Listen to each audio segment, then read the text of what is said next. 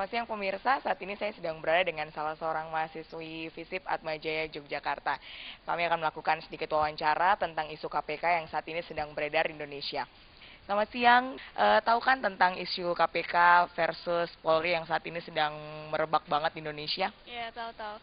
Taunya biasanya dari mana? Biasanya dari media TV, terus media cetak kayak koran gitu, terus juga kadang juga dari isu-isu dari mata kuliah gitu, kadang dibahas di kelas. Terus bagaimana tanggapan Mbak Titis tentang isu KPK dan versus Polri yang saat ini mungkin belum selesai ya?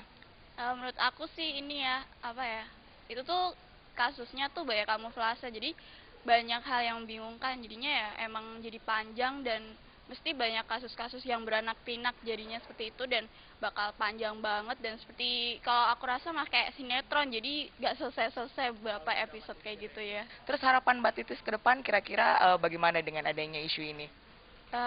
Harapannya ya semoga aja kebenaran dan keadilan di Indonesia tuh semakin kuat lah dan jangan dilemahkan oleh hal hal yang berwujud uang kayak materi gitulah. Terima kasih Mbak Titis buat waktunya. Demikian pemirsa wawancara kami dengan Titis, salah seorang mahasiswi FISIP Atmajaya angkatan 2008.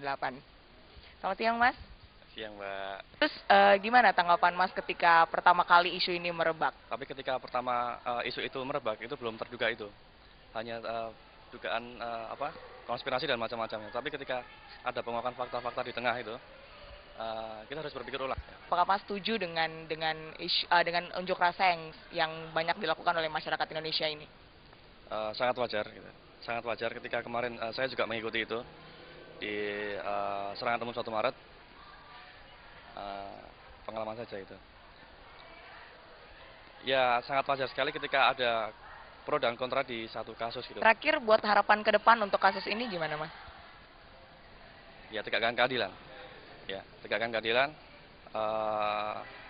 Cari siapa di balik kasus ini.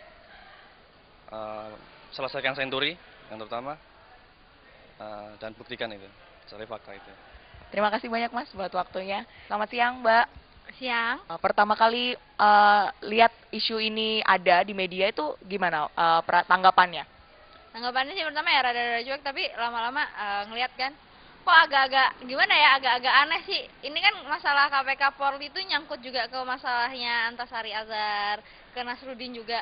Lama-lama bukan kayak masalah korupsi tapi kayak berasa jadi nonton sinetron di kancah politik sendiri gitu. Menurut Mbak sendiri gimana dengan dramatisasi yang ada di media?